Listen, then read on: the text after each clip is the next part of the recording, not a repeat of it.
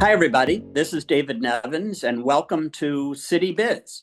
And our guest today is Terri Freeman, and she is the executive director of the Reginald Lewis Museum of African American History and Culture, located in downtown Baltimore at the end of the JFX. Terri, good afternoon, and welcome to our program. Thank you so much for inviting me. Good to be Oh, here. it's our pleasure. I've been in the museum many times. I love the architecture of the building, and generally, it's only outdone by the creativity of the exhibits inside. So, kudos to you and your team. Thank you. So, actually, for the most part, we want to talk about a new exhibit that is not inside the four walls of your museum, Mhm. but has been opened at the new village at Mondawmin, Mhm. which Tim Regan and others have been talking about the village at Mondawmin on this program previously. And so this new, I guess we call it a satellite exhibit entitled Blacks in White, Mhm. is at the village at Mondawmin, which for um, some of our viewers who don't know is a new development, which is part of what was previously known as the Mondawmin Mall. So Terri, Yes. thank you again for joining us, and tell us a little bit about the exhibit and its purpose. Well, it is an exhibit or an installation, as we like to call it, that is dedicated to talking about healthcare and the distribution of healthcare to African Americans in the early 20th to mid century, 20th century. And it's an important exhibit because African Americans were not allowed to go to but a few places for healthcare, one of which was Providence Hospital, which was very present and a big part of West Baltimore. And associated with that hospital were nursing schools, were physicians, were doctors' offices that all were very focused on making sure that Black people got good quality care. And so many African Americans of a certain age, frankly, in Baltimore, think very fondly of the healthcare providers and Providence Hospital. Many people born at Providence Hospital in the 20th century. So this particular installation speaks about that healthcare, those institutions and those physicians that and nurses that really dedicated their lives to providing quality care for these people. Um, Again, I'm anxious to hear more, but let me ask you first: how did this partnership with the village at Mondawmin come about? And I understand that this may be your first ever satellite exhibition Mhm. from the Reginald Lewis Museum. Yes. So we have a long relationship with Whiting Turner. Whiting Turner has been at the table with the Reginald F. Lewis Museum before the Reginald F. Lewis Museum came out of the ground, right? They have been there as partners and developers of, of the project that is the Lewis. And so that working relationship has been one that we have maintained, we have nurtured, and we've just stayed on top of the work that they were doing. When this particular project um, came to my attention, I thought, wow, what better opportunity than to have a satellite gallery in a place that was the footprint, if you will, of the uprising that occurred in Baltimore in 2015. But not just that, it's a footprint that has been developed by our partner, Whiting Turner. And not just that, it's in West Baltimore. And we had this exhibit that I thought would be ideal for that location as a starting exhibit. And so when I had the opportunity to tour I kind of dropped a bug in their ear and said, look, we would love to have a little bit of space in your development that would allow us to kind of bring the museum to the community because we recognize everyone is not going to be able to get downtown. So, what if we bring the museum to the community? And maybe that whets people's appetite to come downtown. And they thought about it for a little while and came back to us and said, we think it would be a great idea. And when we told them what the potential first installation was, we thought it was perfect because in that facility, as you may be aware, there are other healthcare providers and Yes. organizations. So we thought, people will be interested in this topic, not just because it's in West Baltimore, but because a lot of them are practitioners in some way. Well, it sounds very exciting for sure, and I reluctantly admit I haven't seen it yet. But maybe you could share with us, even though we're just talking and we're not going to see it on this particular podcast, but just maybe you could share with us an example of a story or two that is offered at the exhibit itself. Well, here's what I can tell you.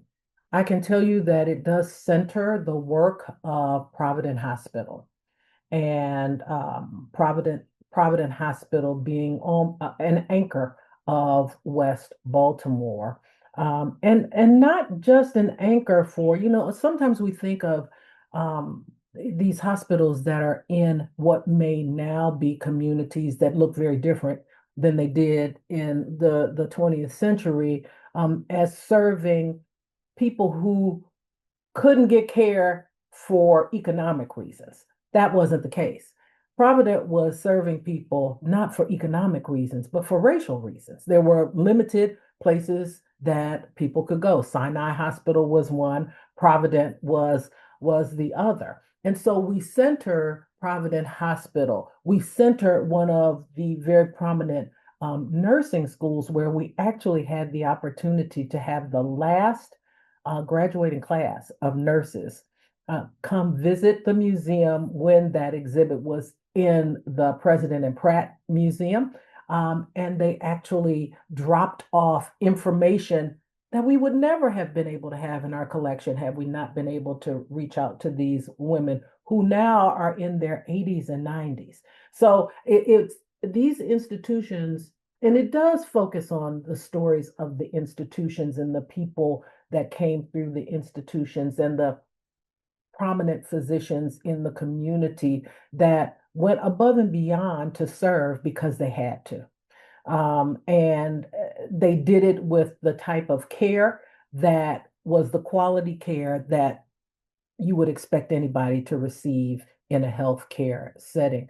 I think ultimately what we are trying to tell in this, in Blacks and White, is that African Americans have been serving their community in the healthcare realm since forever.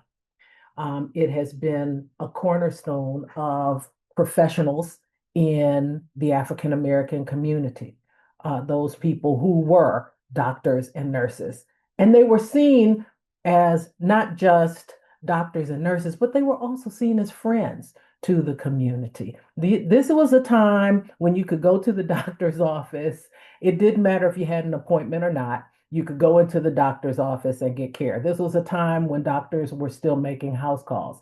We have on display in the exhibit a cape from one of the nurses' capes that we have had in our collection. And we have another piece of equipment that was used that looks very odd, I will say, because it's not the type of equipment that we would see nowadays, but it was a standard piece of equipment back in those days.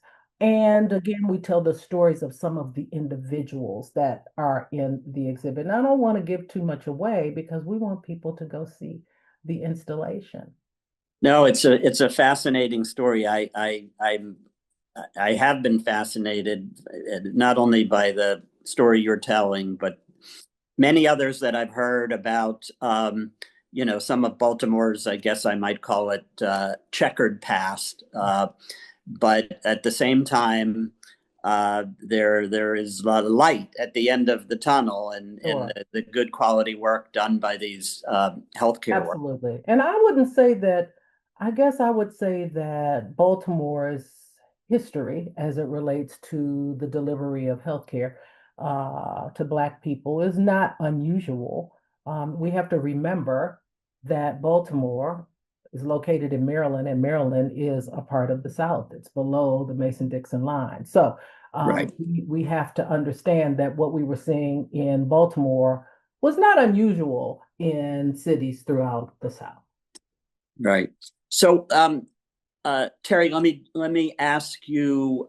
So this exhibit is going to be at the Village at Mondawmin for 18 months, I understand. About that, I think we're looking at changing the exhibit between 12 and 18 months, depending on, what we might have coming up next. But I think that 18 months is a good amount of time for something to be in exhibit But rotation. then you'll rotate it to for Mhm. with other exhibits. So Exactly. if one doesn't have the chance to get down to the primary museum, this is a way to show other Baltimoreans some of Exactly. the interesting exhibits you have. Exactly. And I can't project to you what would be next, but what I can tell you is that we currently have an exhibit at the main museum on the life and legacy of Reginald F. Lewis. That would be an ideal exhibit to move elements of to this area, since it is about, we have a space dedicated for the museum, which is under his name. So to be able to put something like that in that space following Blacks and White might be something that we do. But we also do exhibits that are what I would say are more contemporary. So we'll see what it You'll develops figure it out. over, yeah, right, over the next 12 months or so. Very good. And let me give you an opportunity to give our viewers a little bit of a plug, if you will, for other things they might see today and in the coming months at your primary museum. Well, I just mentioned a little bit Right. about the exhibit that we have. It's called Titan, The Legacy of Reginald F. Lewis. Many people in Baltimore are familiar with the name, but they may not exactly know why they're familiar with the name, Right. why they should be familiar with the name. And this exhibit talks about Reginald F. Lewis, a son of East Baltimore, who became the first African American to do $1 billion deal on Wall Street. Died young. He died at 50. But it talks about his life, his childhood in Baltimore, his college life. He went to an HBCU, Virginia State University. He was a football player. He was the only known individual to have been admitted into Harvard Law School without having to complete an application. And then he certainly went on and became a titan, a titan of industry through the business Right. deals that he did. And, he really got involved in leverage buyouts and whatnot. So it is important for young people in particular to know that this person did something that I might want to do one day. And now I know it's possible because I can see it. I can actually see it. I can read it. And his upbringing was no different than maybe my upbringing was. And so we do go into areas, I think, that often you don't hear about. We talk about his family life, his wife, his children, some of the things that he enjoyed doing, his dedication, frankly, to philanthropy.